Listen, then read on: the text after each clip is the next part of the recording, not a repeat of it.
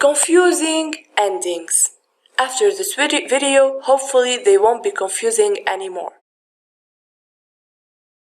Don't confuse ions such as sulfate and sulfide.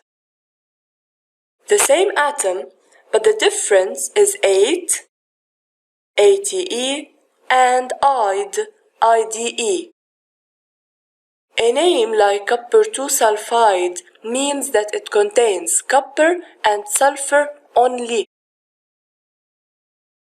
Any "ide" ending means that there isn't anything complicated there, so nothing more than the atoms in the name. So when there is an "ide" like in copper 2 sulfide, it means it only contains copper and sulfur, because the name ends with "ide".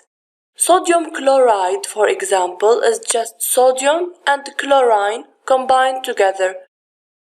And notice that the name ends with "ide", so there is nothing more to the name.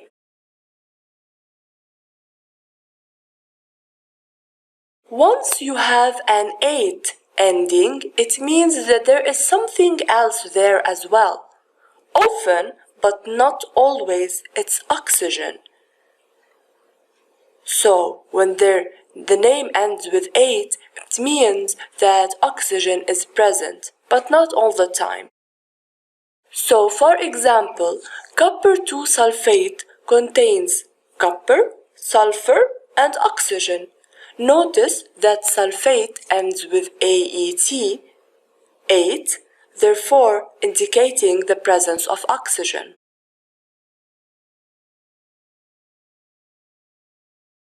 Consider the two figures. Figure 5.3 is copper 2 sulfide, and notice the presence of two ions only, copper ion and the sulfide one. Figure 5.4 is copper 2 sulfate, so there is 8 and there's 4, therefore there's oxygen. So notice the presence of oxygen in red.